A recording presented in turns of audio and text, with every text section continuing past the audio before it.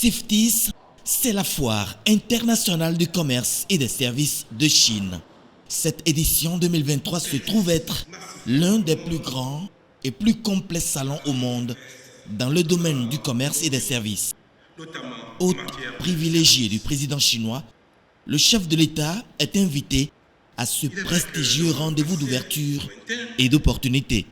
Patrice Talon a salué l'engagement et les efforts sans cesse croissants de la Chine et de ses hautes autorités en faveur des pays en développement, notamment ceux du continent africain, en adéquation avec l'idée de communauté de destin pour l'humanité que le président Xi Jinping promeut. Il a également salué le modèle chinois de développement dont entend s'inspirer le Bénin. Les mutations auxquelles fait face le monde lui imposent la coopération afin que le village commun soit vivable pour tous. Le Bénin, assure Patrice Talon, s'associe pleinement au projet stratégique que la Chine entend promouvoir sous le leadership de Xi Jinping. La présente édition de la CIFTIS m'offre l'occasion de plaider pour un accroissement tangible de l'investissement productif dans les pays africains afin de leur permettre une meilleure intégration dans les chaînes de valeur au niveau mondial. En effet, c'est une évidence, aujourd'hui plus qu'hier, que l'aide au développement classique ne suffira pas à elle seule à soutenir le développement économique durable dans les pays en développement. Il faut une nouvelle orientation de l'aide au développement. Il faut remplacer l'aide au développement par l'aide à l'investissement direct étranger. En cela, la Chine peut prendre le lead et montrer la voie aux autres pays développés par le basculement de sa politique de coopération vers la promotion et l'appui de l'investissement chinois en Afrique. Un tel appui par l'État chinois à ses investisseurs en Afrique ne manquera pas de pertinence parce que l'Afrique paraît encore peu attrayante aux yeux des investisseurs chinois en raison de la mauvaise perception et de la surévaluation du risque sur le continent africain. Or, la plupart des pays africains ont aujourd'hui un environnement plus favorable à l'investissement étranger, mais continuent d'être globalement perçus à tort comme des pays à haut risque. De ce fait, aujourd'hui, les entreprises chinoises publiques et privées investissent massivement dans le monde, mais encore très peu en Afrique. Il est vrai, mesdames et messieurs, qu'un certain nombre de vulnérabilités regrettables persistent ici et là sur le continent africain, mais je puis vous assurer que bon nombre de pays comme le Bénin ont engagé une mutation et opèrent des réformes qui leur donnent désormais une attractivité sans pareille.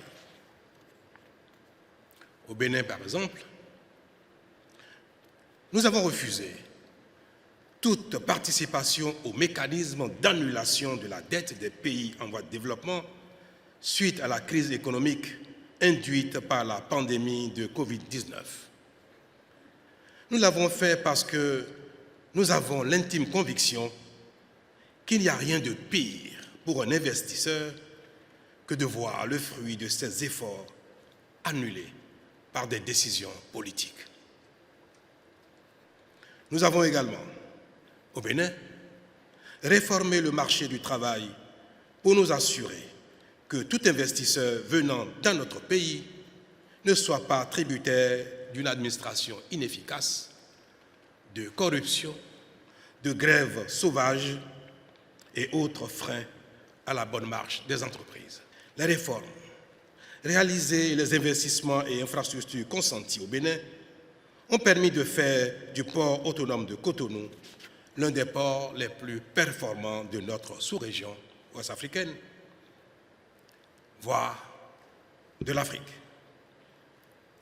Des investissements technologiques en cours avec notre partenaire Huawei permettront de faire du Bénin un hub logistique de classe mondiale.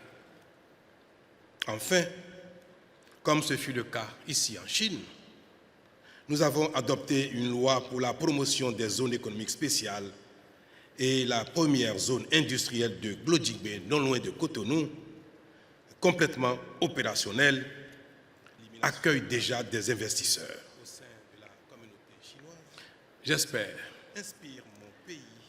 repartir de Chine avec quelques investisseurs chinois, car l'ambition du Bénin est de devenir un hub industriel de transformation des produits agricoles tels le cajou, le coton, le karité, l'ananas, le soja, de sorte que les services et le commerce qui les accompagnent puissent intégrer le Bénin un peu mieux dans les échanges internationaux.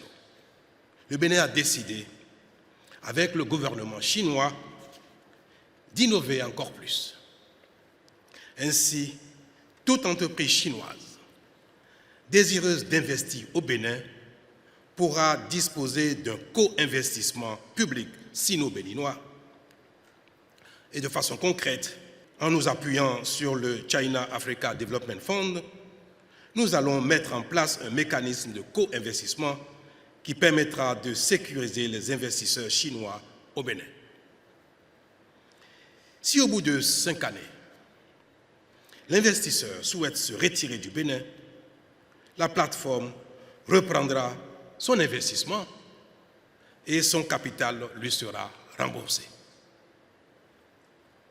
Ce serait un moyen formidable de promouvoir un nouveau paradigme, celui qui incite à l'investissement productif des entreprises chinoises en Afrique.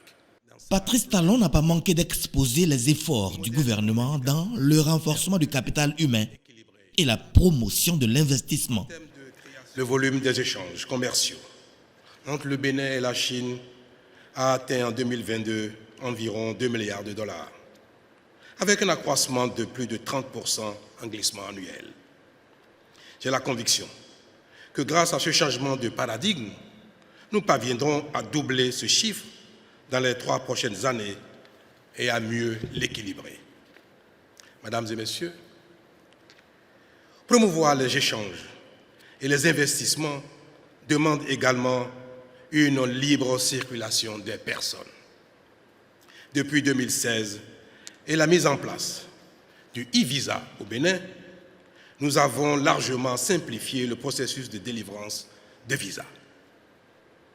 Mais je voudrais aller plus loin en annonçant ici, à Beijing, la suppression totale des visas pour les ressortissants chinois qui souhaitent visiter le Bénin et découvrir notre histoire, notre culture, car très souvent, les échanges commerciaux sont également le fruit d'une connaissance culturelle mutuelle approfondie.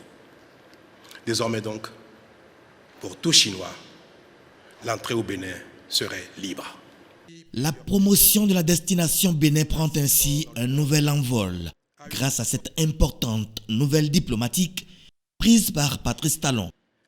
Cette foire internationale du commerce et des services de Chine se tient du 2 au 6 septembre et couvre une surface d'exposition totale de 155 000 mètres carrés.